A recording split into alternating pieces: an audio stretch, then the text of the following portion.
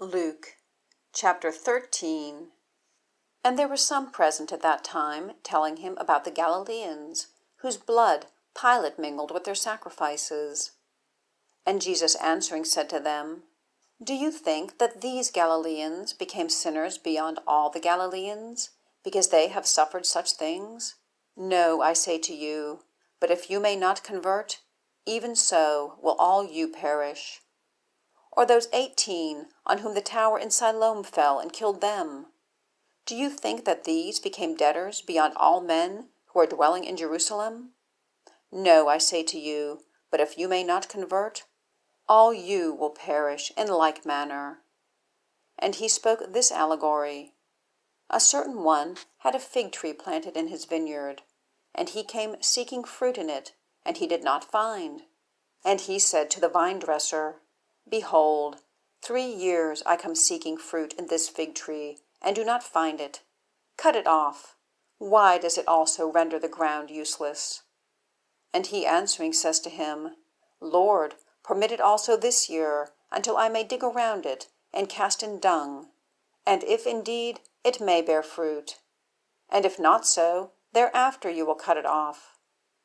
And he was teaching in one of the synagogues on the Sabbath, and behold, there was a woman having a spirit of disability for 18 years, and she was bent together, and not able to bend back at all.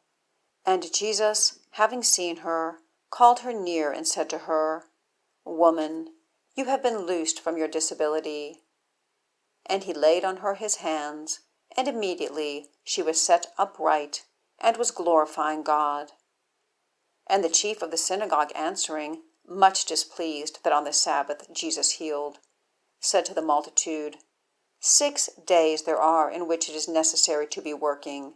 In these then coming be healed, and not on the day of the Sabbath. Then the Lord answered him and said, Hypocrite, do not each of you loose his ox or donkey from the stall on the Sabbath, and having led it away, water it? And this one, being a daughter of Abraham, whom Satan bound 18 years, behold, did she not ought to be loosed from this bond on the day of the Sabbath? And he, saying all these things, all who were opposed to him were being ashamed, and all the multitude were rejoicing over all the glorious things that are being done by him. And he said, To what is the kingdom of God like, and to what will I liken it? It is like to a grain of mustard, which a man having taken, cast into his garden, and it increased, and came to a great tree, and the birds of the heavens rested in its branches. And again he said, To what will I liken the kingdom of God? It is like leaven, which a woman having taken, hid in 3 measures of meal, until all was leavened. And he was going through cities and villages, teaching and making progress toward Jerusalem. And a certain one said to him, Lord, are those saved few? And he said to them, Be striving to go in through the strait gate, because many, I say to you, will seek to go in, and will not be able from the time the master of the house may have risen up and may have shut the door. And you may begin to stand outside, and to knock at the door, saying, Lord, Lord, open to us. And he answering will say to you, I have not known you from where you are. Then you may begin to say, We ate before you and drank, and you taught in our broad places. And he will say, I say to you, I have not known you from where you are. Depart from me, all you workers of unrighteousness. There will be there the weeping and the gnashing of the teeth, when you may see Abraham and Isaac and Jacob and all the prophets in the kingdom of God, and yourselves being cast outside.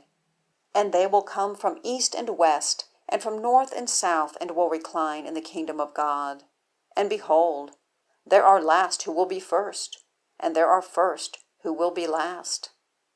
On that day there came near certain Pharisees, saying to him, Go forth and be going on from here, for Herod wishes to kill you. And he said to them, Having gone, say to that fox, Behold, I cast forth demons, and perfect cures today and tomorrow, and the third day I am being perfected. But it is necessary for me today and tomorrow and the day following to go on, because it is not possible for a prophet to perish out of Jerusalem. Jerusalem, Jerusalem, that is killing the prophets and stoning those sent to her. How often I willed to gather together your children, as a hen gathers her brood under the wings, and you did not will. Behold, your house is being left to you desolate. And truly I say to you, you may not see me until it may come when you may say, Blessed is he who is coming in the name of the Lord.